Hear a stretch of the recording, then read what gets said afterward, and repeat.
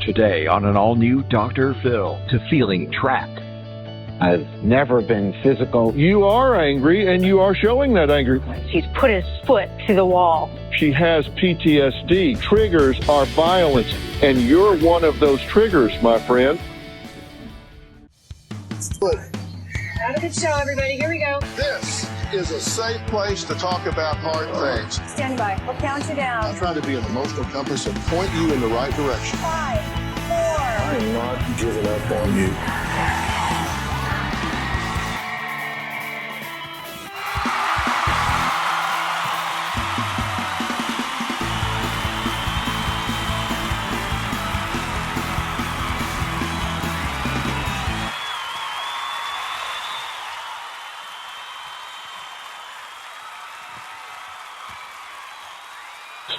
Now, Sam is a former U.S. Secret Service agent, and she claims that her husband of 16 years, Steve, is constantly spewing his anger at her and their 10-year-old son, turning their home into a highly toxic environment. Now, even though Steve admits he gets frustrated, yells, and has even used every curse word out there, he says he's not the only one. Steve claims his wife, Sam, also has rage issues, but she thinks it's okay. Now, Sam says she is fed up with the ranting, raving, and fighting and just wants to take her son and leave. Take a look. Steve and I are more like roommates than husband and wife. The biggest part is I am just not attracted to this closed off, angry human being. Steve and I haven't been intimate in over a year. I tell him I'm just not feeling it, and he gets upset. I told him that I want to be courted again, like he really cares about me. There's constant tension in this house. Everything's like this, that. Our biggest issues are Steve's behavior and how Steve deals with our son. I asked him to put the clothing away. How long ago? Don't give me that face. When Steve gets angry and starts railing, even the dogs don't want to be around. Steve is very antagonistic with our son, super demanding, likes to have the environment controlled. Steve will just say, "What's wrong with this kid?" He definitely has a temper. This is a fairly new appliance, and Steve got really angry and he dented it with his foot.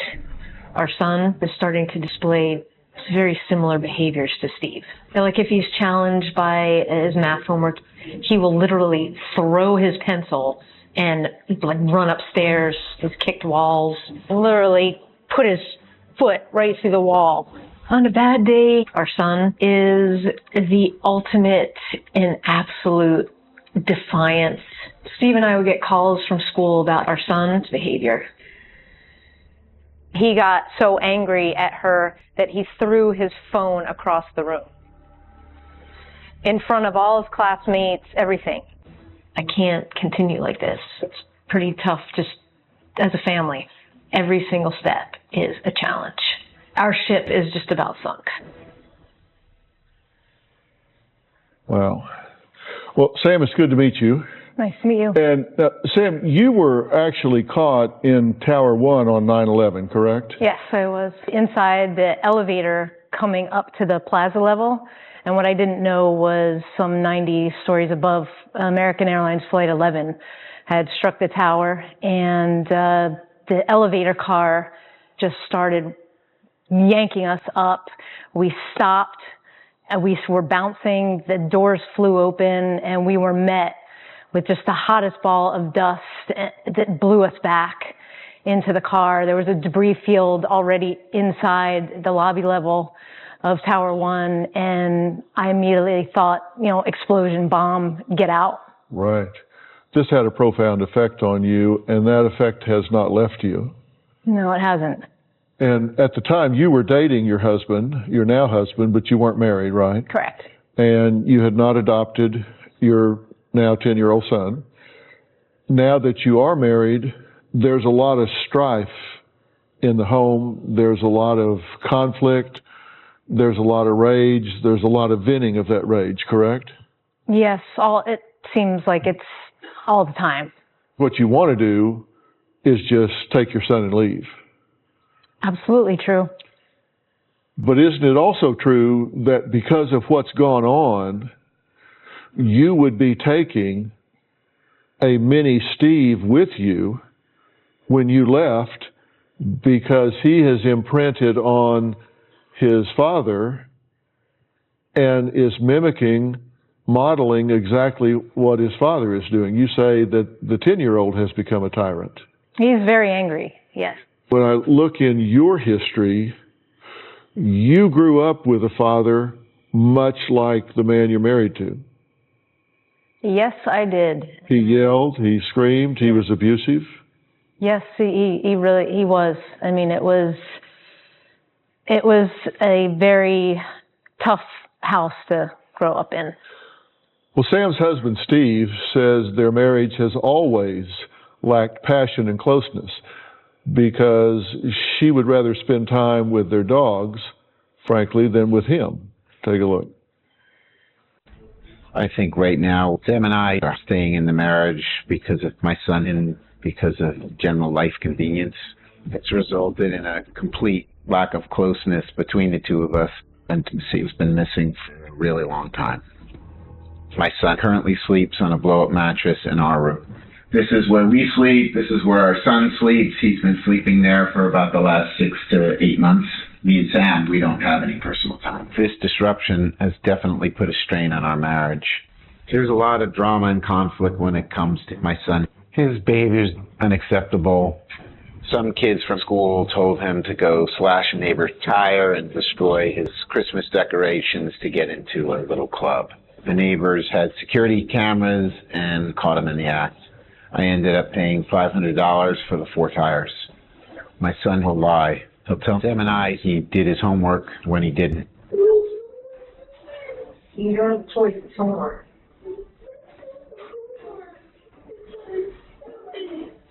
My son loves to say, no, I'm not doing it. I'll erupt and say, do it, and it ends up being a battle. Do it. Sam tells me to calm down and questions why I'm yelling. Sam yells at my son too, but thinks that's okay. I pointed that out to her, and she says that I do it more. Sam will just go to the bedroom, close the door when tensions are high. There are times that I say, what's the point? I am willing to walk away at this point. Well, Steve, thanks for joining us. You've been listening to everything so far, right? Yes, I have. Anything you want to add, correct, clarify about what's been said so far? I feel like I've been hijacked, frankly. Well, let's take a minute and unhijack you. Great. Let's, as Paul Harvey says, tell the rest of the story. The rest of the story is, you know, understandably, as you introduced the show, it was a difficult time. So Sam had worked for the United States Secret Service, and she was in New Jersey. I was in Maryland. We didn't see each other but once a week when we were dating. And then when we finally did get married in January of 2002, again, we're still apart. I'm in Maryland, she's in New Jersey.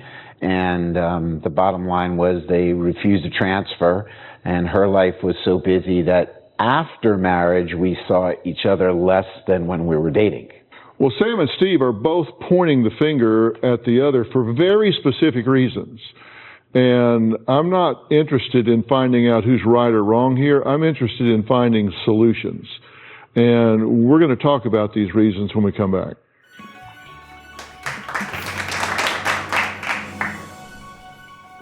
I'm not me in this anymore. And I don't like it. I don't understand why you are so angry. I don't feel like I've been even remotely angry. Wow. And later, you admit, you said, you son of a bitch. You football tackled our son. I want my son to feel safe because I see a little boy that is absolutely drowning. When I really need Steve as a husband and dad, he's not there. We seem to always fall back on the same roller coaster. I even went as far as having a job lined up so that I could bank some money so that we could leave. Unfortunately, the job fell through. Now I feel trapped more than ever. You guys have been married for 16 years, right? Yes. And I kind of made a list of the problems in the marriage that each of you, we do a lot of interviews with you guys ahead of time, right? Yes, you do. Yes, And very thorough. we ask you a lot of questions. You've both been very forthcoming. Now, Steve, according to Sam, this is you according to her.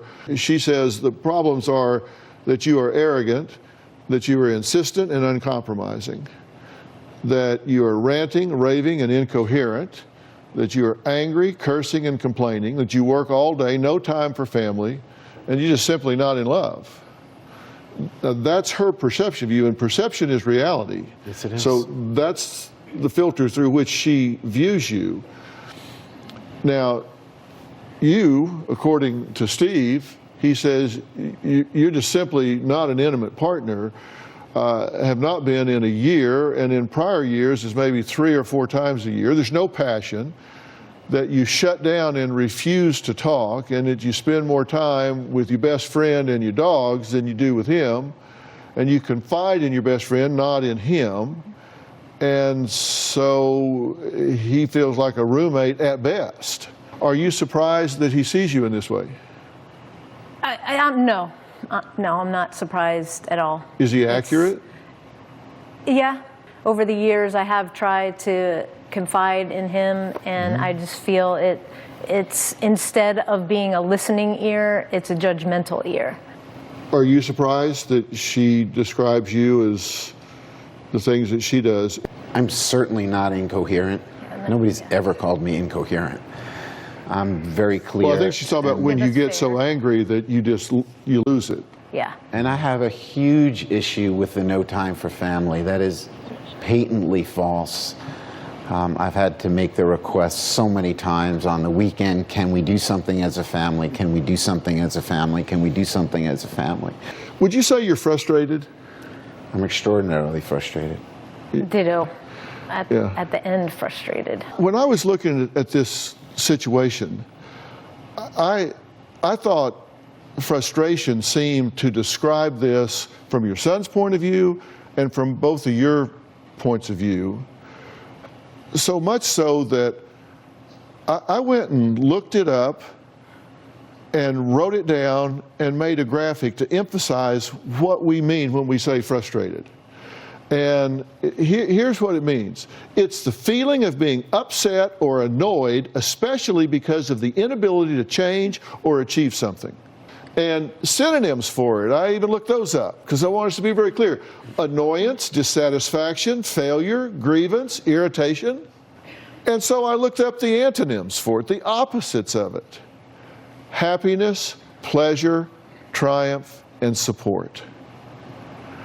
Those don't seem to fit anywhere in the 4 walls of this home.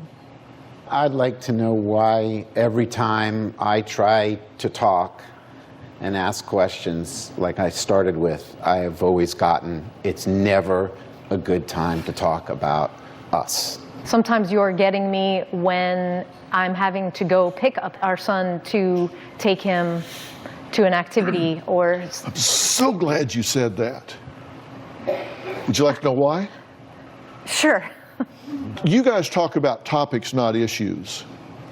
You said she never has time to talk. You said, well, because sometimes I'm going out the door. That's not why you don't want to talk to him. You don't want to talk to him because you don't trust him and you're afraid of him and he's going to blow up, so there is no reason to talk to him and open up on him. So you're going to find any reason you can to get away from it. Sometimes. Sometimes, hell, that's the underlying theme. Now, you may find reasons to justify that, but you don't trust the boy, so you're not going to open up to him and talk to him. You don't trust him to not be emotionally dangerous. True. Absolutely. I don't blow up. I'm not saying you do. I'm saying what she Yeah. perceives. It's the really it's the important judgment. because I don't blow up on her. Yeah. Never been physical or even fight. remotely close. But get what I'm saying. That's what she perceives. She grew up with a father who does what she perceives you to do. She got trapped in the tower. She has PTSD. Triggers are violence. Triggers are conflict. triggers are things that bring anxiety welling up inside of her, and you're one of those triggers, my friend. I'm not me in this anymore. And I don't like it, and it is frustrating. It's every single word that was up on that board. And I do feel trapped because I feel like I can't talk to you. I don't understand why you are so angry. Why are you so angry? I've had some pretty significant experiences that have pushed me to my limits, both professionally and physically. I don't feel like I've been even remotely angry at all. And whereas Sam is saying she feels like she can talk to her friend, she does not talk to me. Next, we'll find out why Sam has a huge issue with how Steve speaks to their 10-year-old son. You act out and physically football tackle our son. He's got parents that are hostile, yelling, screaming, or tackling. You guys can't do that.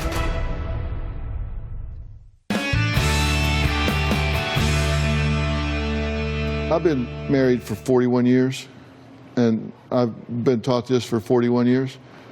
Women don't ever forget anything. Anything. And so you'll do something at one time which makes her find you emotionally untrustworthy, and she doesn't forget that. And so then you want to talk later, and she harkens back to that, then she harkens back to her dad. And you're paying for the sins of those that came before you in some way. But you say, you're not that angry. I wrote down some of the things that you have agreed that you've said to your son. You admit, you said, you son of a bitch, no. Mother blank, do it blank. Now, according to Sam, you said, what the blank is wrong with this kid? You are blanking worthless. I cannot stand this blanking kid. What the hell is wrong with you? You're such an embarrassment. I do not say that at our son. Okay, so but if you're saying blank and blanking at him, Sam is just as angry and has used those terms and has physically fought with him. Okay, listen, and hold none on. of this is right, and that's why we're here. This isn't a foot race. This isn't a foot race. You said, I'm not angry. She's perceiving me that way. I'm not that way.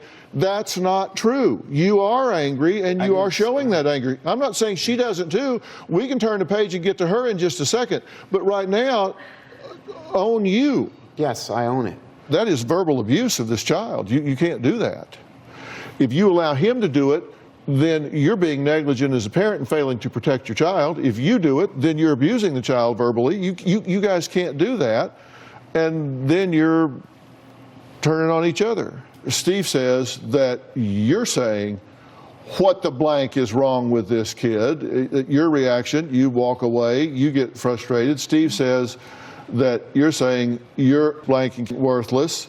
Sam's reaction, everything will be fine if you listen. Steve says, I can't stand this blanking kid. Your reaction, your son can hear you, and you walked away. Yes, I'll say, our son can hear you, and I'll walk out to where he is. Mm-hmm. And yeah, it's everything will be fine if you listen to what Daddy asks you to do. You act out with regard to our son and physically. Oh, I totally own that. And there have been football tackles that I've had to break up. I totally own that. Where's the kid turn if he's got parents on both sides that are hostile, losing control, and yelling, screaming, or tackling him? I mean, come on. What's the child say to themselves? Probably uses the same words that he's heard. Well, Sam says her husband's angry outbursts are destroying their marriage. He says, look, this is a two-way street, and you can't fix what you don't acknowledge. You got to talk about things. Transformational coach Lisa Nichols did some digging and found out Steve is not the only one with a temper. We're going to meet Lisa and find out what she discovered when she made a house call. We'll be right back.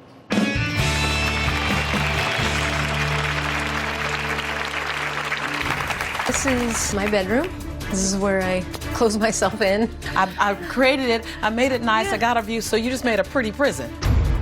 There's an intimacy challenge with you and Sam. That's been most of our relationship. Most? You've been married 16 years. Correct. Closed captioning provided by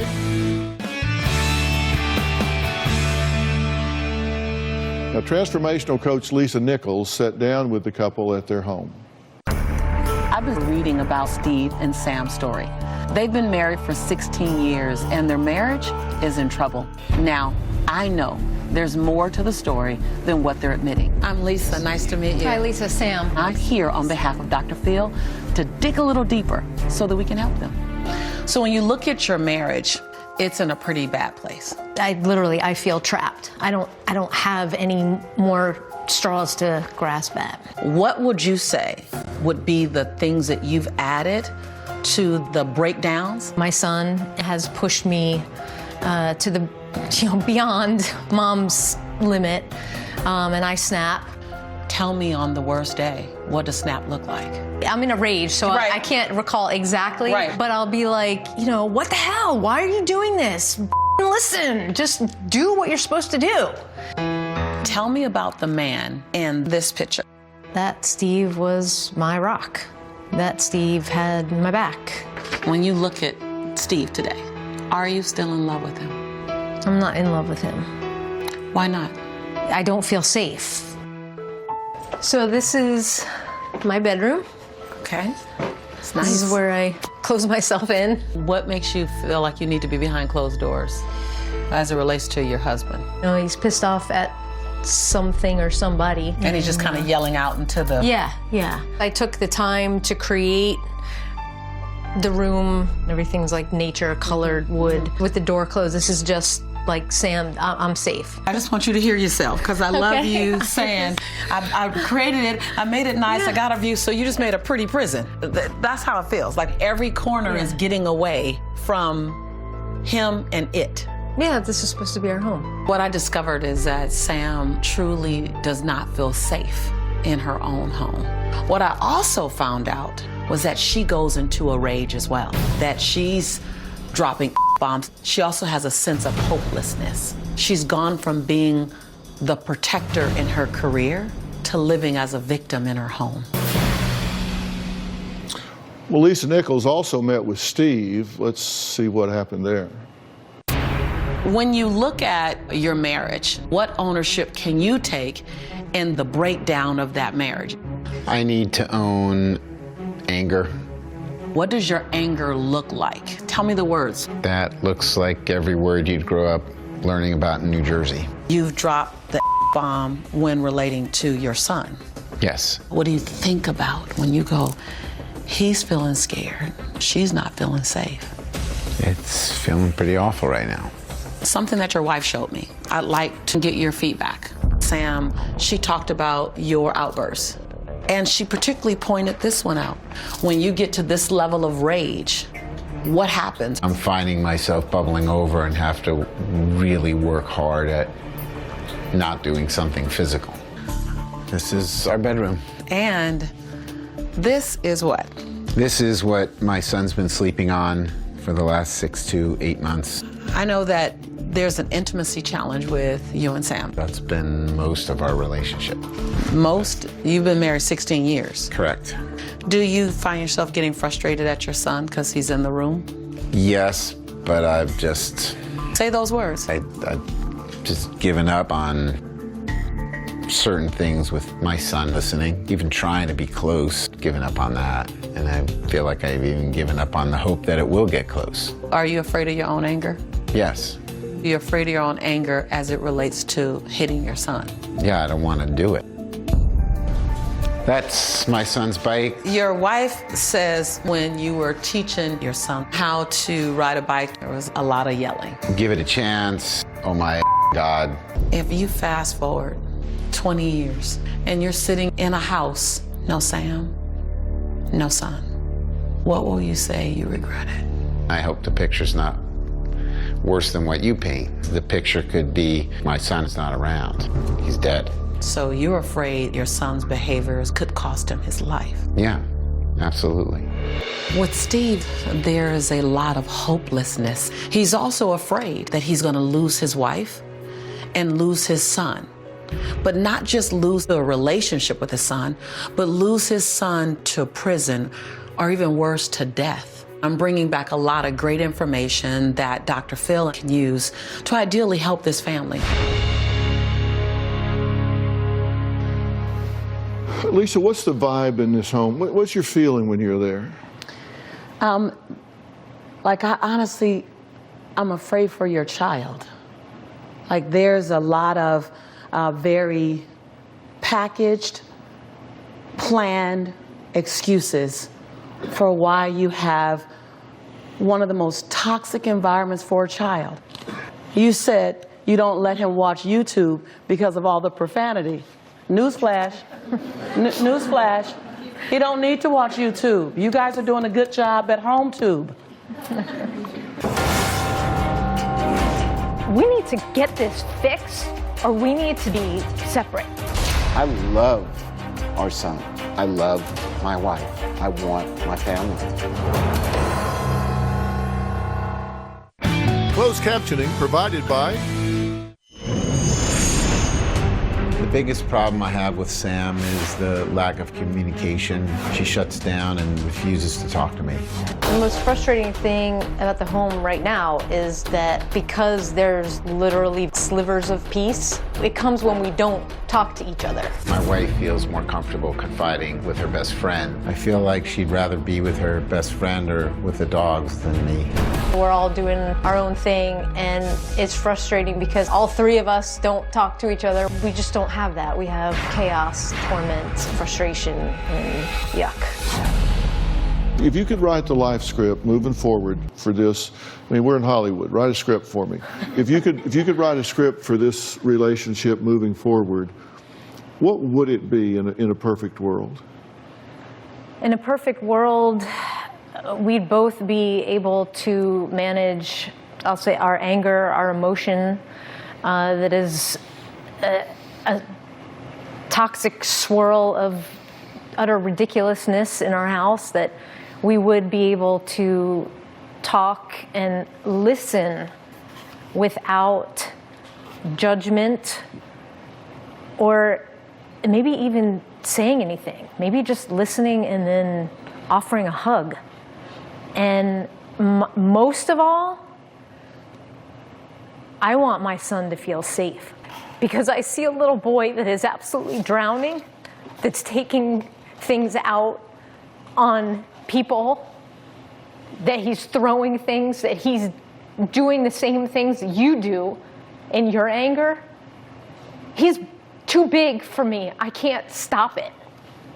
I can't stop it, but it has to stop, because you and I both agree that if it doesn't, we both agree where it's headed, and the outcome is not good. We need to get this fixed, or we need to decide that we need to be separate. What would be the perfect script if you were writing it? I want my family hug back. I want a person who can come and talk to me from the get-go and say, Steve, something's bothering me. And I made it a point to always be there. You've been through a lot. And I, at times, haven't felt the same support. Haven't felt the same support with, I had my esophagus removed. I have to sleep elevated. I can't eat dinner late. I haven't felt that support. It's very awkward when we're going out to dinner and I'm pushed. We're going to go out late. Well, I can't do that. It sucks. I have to sleep like this for the last 17 years. I'll always have to be. And this is not a sob story about that. I can deal with that. I want somebody who at least part of the time takes that into account. I love our son. I love my wife. I want my family. That's an interesting statement, that you feel that I don't support you with the post-surgery, when all I do is check the clock each day to make sure dinner's on the table. So you're doing exactly what you accuse him of doing. He just told you exactly how he feels. And instead of accepting that feeling, you started picking it apart and giving him examples where he's wrong. I guess that's been a topic that we've discussed before. But I do appreciate you being open and vulnerable here. We're going to take a break. When we come back, I've got a job for these two. We'll be right back.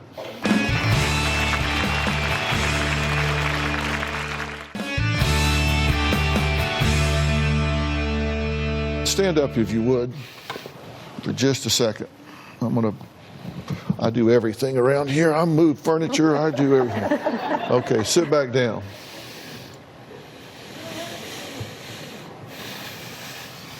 Okay, I want you two to look at each other.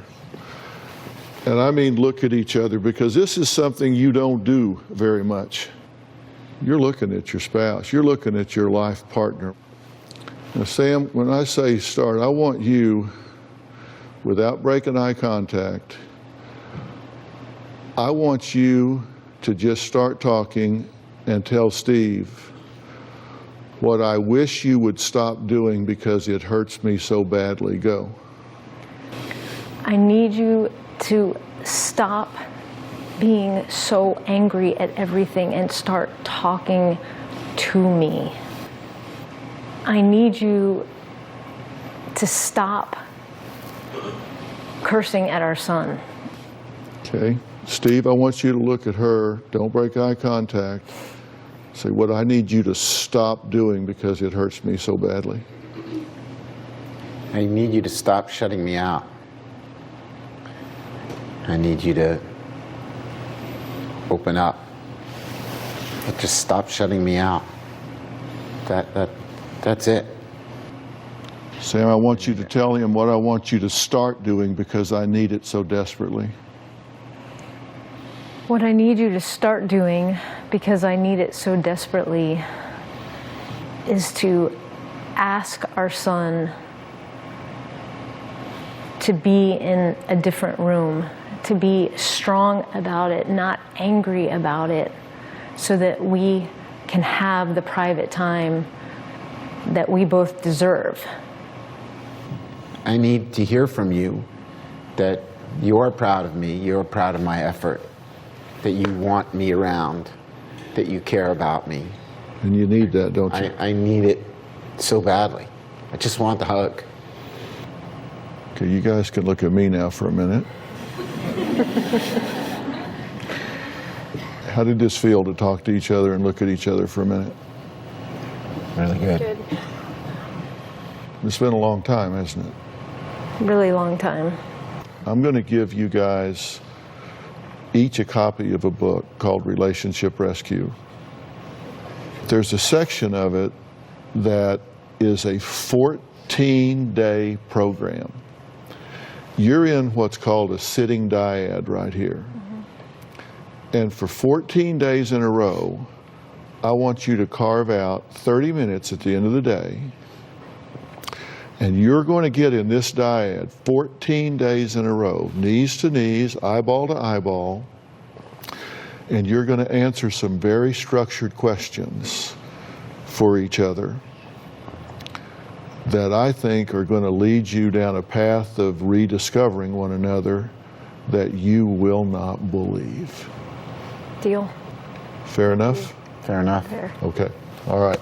Thank you. Okay. Coming up, my next guest says she can't take a day off of work. We'll find out why.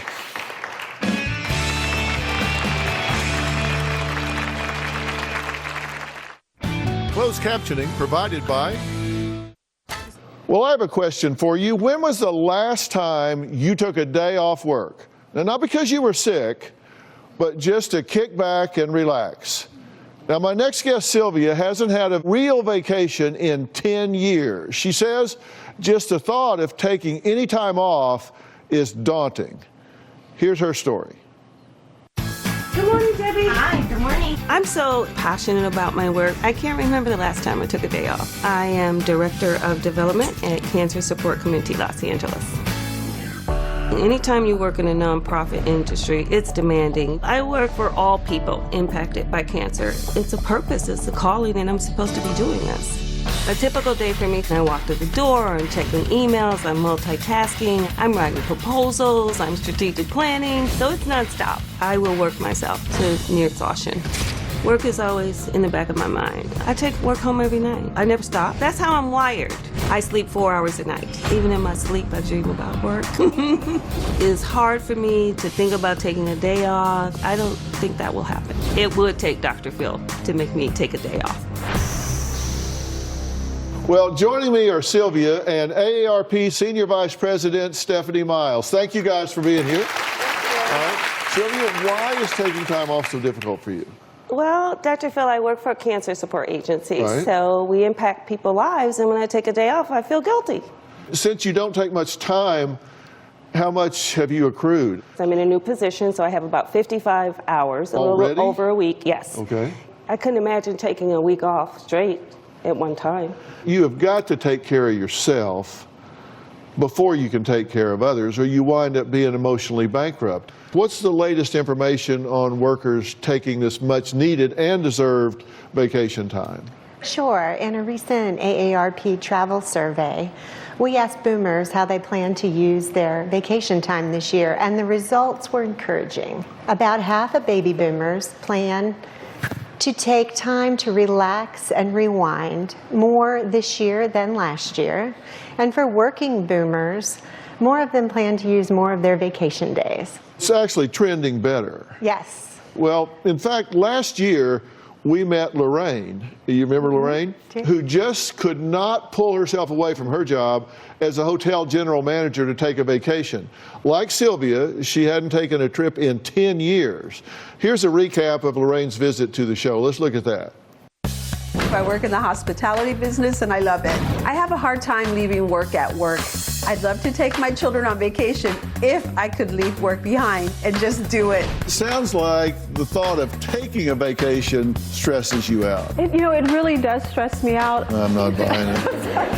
I got a surprise for you. Expedia is giving you a travel gift card for $5,000. What do you think of that? Will I use it? I don't know, but it's awesome. Oh, you're killing me here. Well, Lorraine is joining us via Polycom from her job, of course. Hi, Lorraine. How you doing? Hello. I'm doing really well, thank you. Good. When you were here last year, Expedia gave you a travel gift card to take a trip. Were you able to tear yourself away and do it? Yes, I sure did, Dr. Phil. We went to Denver for a weekend, and then my kids and I went to Albuquerque, New Mexico for a week. So you actually did it. So, did the job survive without you, or did the world fall off its axis? I loved every minute of the trips, but I must confess I did work a little. I just couldn't help myself. After putting off vacations for so many years, did you feel a difference after taking some time off when you came back? I definitely see how beneficial getting away can be. When I returned to work, less stress. Everyone noticed I was relaxed. It was just nice to get away, and I will definitely make sure I get away again. Well, I'm so glad that it worked out, even though you worked a little bit. So thank you for the update. Lorraine, take care, okay? Thank you. So, Stephanie, for someone like Sylvia here who supports people with cancer, and God bless you for that work, it's so important. Thank you. What would you suggest she do to get a break? Well, a break doesn't have to be a whole week. It could be just a day that you take just for you and do what you want to do. No work phone, no email. It's an investment in yourself and in your health, and it can make a world of difference for you and actually for all of us, which is why AARP has just launched the $500 Declare a Day gift card giveaway. And if you are 45 plus and would like a chance to win one of the 10 cards, you can enter by going to aarp.org/takeaday. Now, Sylvia, how would you feel about not taking a week, but just taking a day here and there? That sounds great. I could take a day for myself.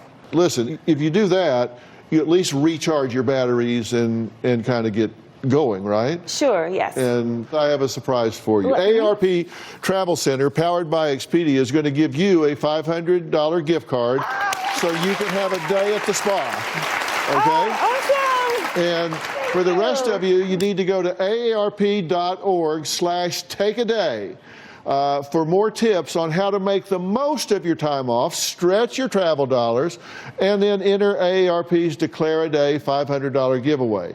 It's really worth doing. And hear what I say, you got to take care of yourself so you can take care of others, right? Absolutely. I'd like to thank all of my guests today, and a special thanks to Lisa Nichols, AARP, and Stephanie Miles. We'll see you next time. All right.